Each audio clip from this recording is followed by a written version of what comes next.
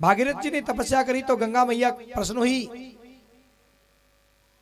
गंगा मैया भागीरथ से कहती है मेरा वेग बहुत बड़ा है, धरती को फाड़कर मैं रसातल में चली जाऊंगी, पापी लोग मुझ में स्नान करेंगे तो कहते हैं मैं दूषित हो जाऊंगी, इसलिए मैं आना नहीं चाहती, बिल्कुल भी आना नहीं चाहती कि मेरा वेग धरती झेल नहीं पाएगी, बिल्कुल भी।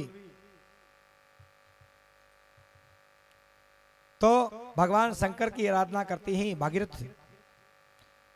भगवान शंकर की आराधना की और आज गंगा मैया कहते हैं बड़े वेग से चलती हैं ब्रह्मलोक से। भगवान शंकर ने कहा मैं देखता हूं कैसे नहीं वेग कोई झेल पाता है, इतना घमंड हो गया गंगा के, अपनी जटा को कहते हैं बिखेर लेते हैं। और गंगा मैया कहते हैं ब्रह्मलोक से चली, भागीरथ को कहा आह्वान करो, चली तो कहते हैं भगवान शंकर की जटा में आकर के गिरती है गंगा मैया।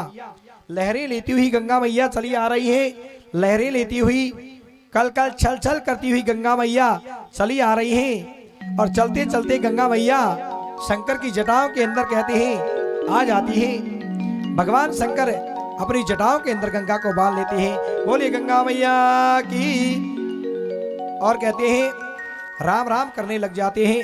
भगवान जटा के अंदर बांध करके गंगा जी का जल बड़ा ही शीतल था और वो हलाहल कालकुट नाम का जो विष पिया था उससे माथे में गर्मी थी भोले बाबा के। राम राम करने लग गए। भागीरथ जी सोचे अब क्या करें भैया, ये तो समाधि में बैठ गए। प्रार्थना करते हैं प्रभु मेरे पूर्वजों के कल्याण के लिए गंगा का यह प्रादुर्भाव हुआ है, आप गंगा मैया को कहते हैं थोड़ा मस्तक से बाहर तो निकालिए, छोड़िए। और महाराज स्तुति करते हैं और जटा का एक ही बाल उखाड़ते हैं भगवान शंकर और कहते हैं गंगा मैया कहते हैं निकलती है जटा से, बड़े प्रेम से चलती है आगे आगे भागीरथ जी और पीछे पीछे गंगा मैया।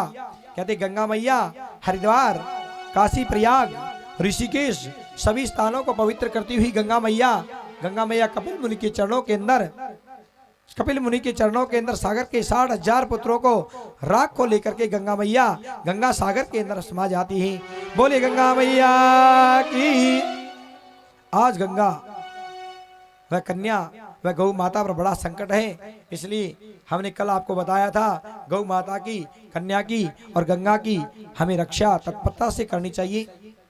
इस प्रकार ये गंगा मैया के अवतरण की कथा हुई भागवत जी के अंदर, तभी से वह भागीरथी गंगा भी कहलाती है। भागीरथ जी की वंश परंपरा में आगे चल करके कहते हैं खड़वांग के द्रिबाहु और द्रिबाहु के रघु हुए और रघु के अज और अज के दशरथ